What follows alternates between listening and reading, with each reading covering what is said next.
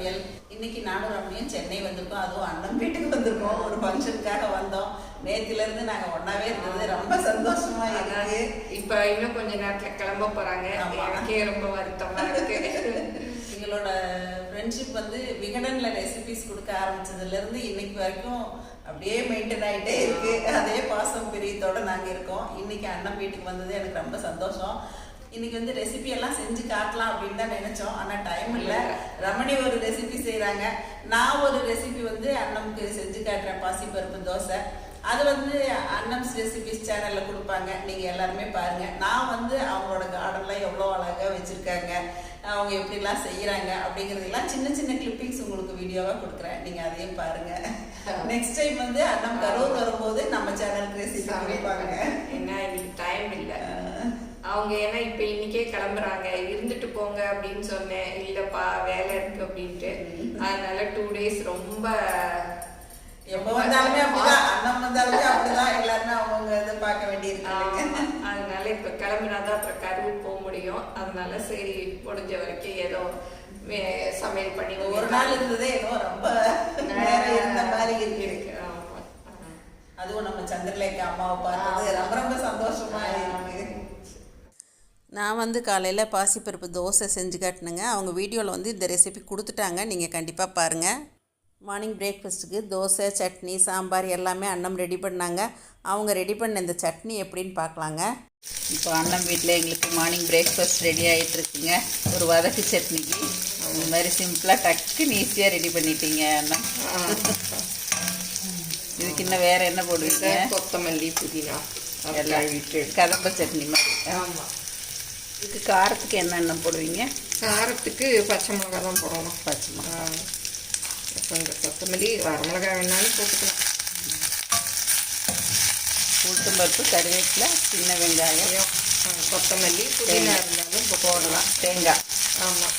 பச்சை மிளகாய் போடுறீங்க. ஆமாம். இப்போ பாருங்கள், இன்னொரு அடுப்பில் அன்னம் சாம்பார் டக்குனு ஈஸியாக கலக்கி போட்டுட்டாங்க.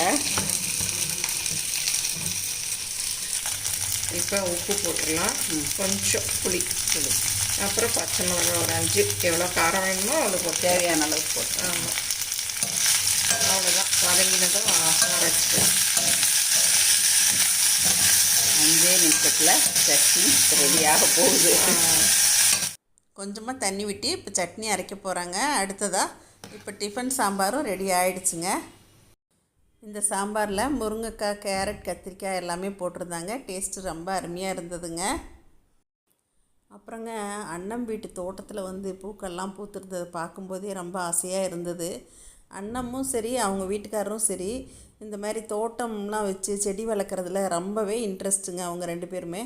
அதனால் வந்து தொட்டிலேயே பாருங்கள் எவ்வளோ செடி வச்சுருக்காங்க. அதுவும் இந்த மல்லிகைப்பூலாம் பார்க்குறதுக்கே ஆசையாக இருந்துச்சுங்க. செடி குட்டியாக தான் இருந்தது. அதனால் வந்து அது ஊசி மல்லின்னு நினைக்கிறேன். அவ்வளோ சூப்பராக அழகாக மலர்ந்துருந்துச்சு. நல்லா வாசமாகவும் இருந்ததுங்க. இது வந்து அந்தி மந்தாரிலேயே வெள்ளை கலருங்க. இந்த மாதிரி நிறைய செடிகள் வச்சிட்டு இருந்தாங்க.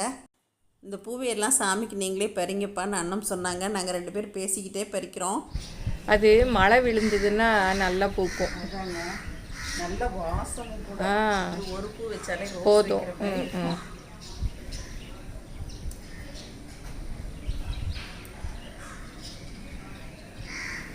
காலையிலே பறிச்சிடுவேன்.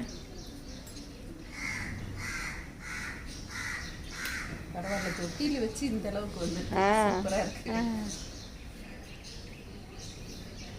அது நம்ம வீட்டில் பறிக்கிற பூனாவே. ஆமாம், இந்த ஒயிட் ஒன்று இருக்கு பாரு, அது அப்புறம் விரியும். அப்புறம் பறிச்சிடுங்க. இல்லை சாமியா அப்புறம் விரிஞ்சிரும். விரிஞ்சிருமா? தண்ணிக்குள்ளே போட்டால் விரிஞ்சிரும். இல்லை, சாமிக்கு வச்சாலே அது கொஞ்சம் லேட்டாக தான் விரியும்.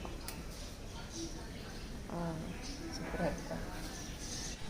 என்ட்ரன்ஸ்லேயே லெஃப்ட் சைடில் வந்து அவங்க ஒரு ஜாதிப்பூ செடியும் வச்சுருந்தாங்க. அது இப்போ தான் நல்லா தழைஞ்சி வர ஆரம்பிக்குது.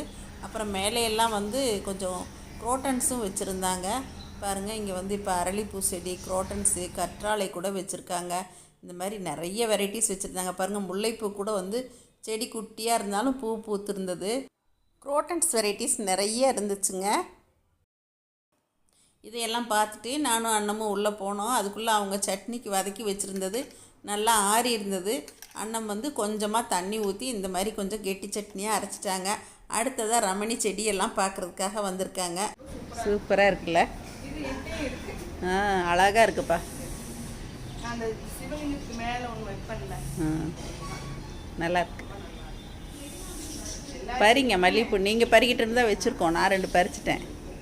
எல்லா செடியுமே நம்ம எல்லாருமே செடி பைத்தியங்க. ஆமாம், அதனால் செடியை பார்த்தா மனசே வரமாட்டேங்குது நகர்றதுக்கு. அப்படியே எடுத்துட்டு போய் சாமிக்கு வைக்கலாம். அண்ணன் வீட்டு வாசலில் இந்த மாதிரி ஒரு குட்டியாக கோலமும் நான் போட்டேங்க. அப்புறம் பாருங்கள், வெளியிலேயே வந்து நந்தியாவட்டை எல்லாமே வச்சுருக்காங்க. இதையெல்லாம் பார்த்துட்டு நாங்கள் போய் டிஃபன் ரெடி பண்ண ஆரம்பிச்சிட்டோங்க. இன்றைக்கி அண்ணன் வீட்டில் வந்து ஒரு பாசிப்பருப்பு தோசை ஹெல்த்தியான ரெசிபி அண்ணம்ஸ் ரெசிபிஸில் நான் செஞ்சு காட்டியிருக்கேன். பாருங்கள் எல்லாரும் அந்த இடத்துல பாருங்க நமக்கு வந்து செஞ்சு காமிச்சிட்டு இருக்காங்க. இல்லை, நம்ம எவ்வளோ டக்குன்னு ஈஸியாக செஞ்சாச்சு இல்லையா? வந்த இடத்துல இல்லை மட்டும் இல்லை அண்ணன், அவங்க எங்கே போனாலும் செய்வாங்க. சூப்பராகவும் இருக்கும். ரமணி ஃபீட்பேக் கொடுக்குறாங்க. இப்போ சாப்பிட்டு பார்த்தா அதையும் சொல்லிடணும்ல. ஆமாம், அது எல்லாமே வந்து எல்லாமே இப்போ சொல்லிட்டேன். எப்படி அண்ணம்ஸ் ரெசிபிஸில் வரும் பாருங்க நீங்கள் எல்லாமே. ஆமாம், ரொம்ப ஹெல்த்தியான ஒரு பாசிப்பருப்பு தோசை அண்ணம்ஸ் ரெசிபிஸ் அண்ணம் வீட்டில் வந்து நான் செஞ்சுருக்கேங்க.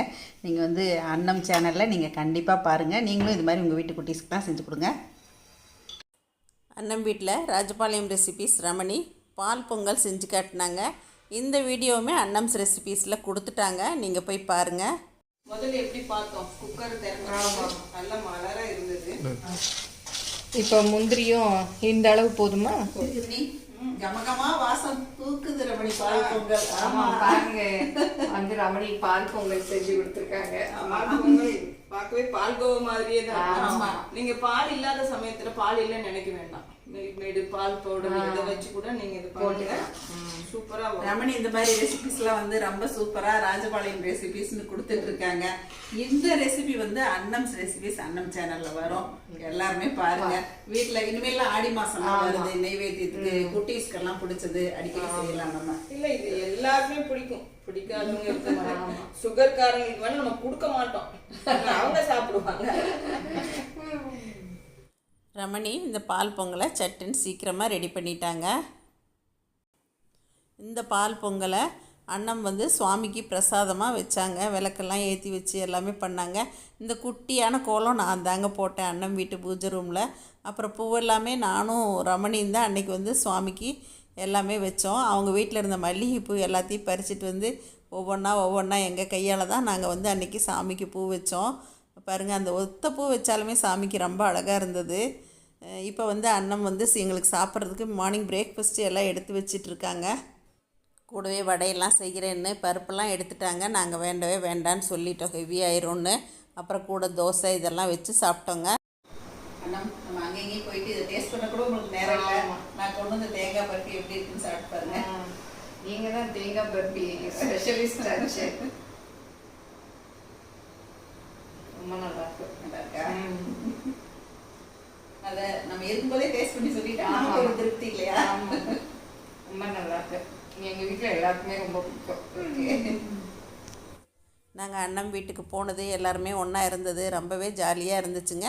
நாங்கள் என்ன ப்ரோக்ராமுக்காக எல்லாருமா போனோம், எல்லோரும் கிளம்பி போனோம் அப்படிங்கிறதையும் அடுத்து வர்ற வீடியோவில் நான் கூடிய சீக்கிரம் கொடுக்குறேங்க. இந்த வீடியோ உங்களுக்கு பிடிச்சிருக்குன்னு நினைக்கிறேங்க. எப்பயும் போல் உங்களோட ஃபீட்பேக் சொல்லுங்கள், ஷேர் பண்ணுங்கள், பிடிச்சிருந்தால் லைக் பண்ணுங்கள். நன்றி, வணக்கம். சரசு சமையல் பாருங்கள், சமையல் நல்லா பண்ணுங்கள். சரசூஸ் ஃபுட் ப்ராடக்ட்ஸ் பொடி வகைகள் தேவைப்படுறவங்க இங்கே கொடுத்துருக்க வாட்ஸ்அப் நம்பரில் காலை 10 மணி முதல் இரவு 7 மணி வரைக்கும் எங்களை காண்டாக்ட் பண்ணி வாங்கிக்கலாங்க. தேங்க்யூ.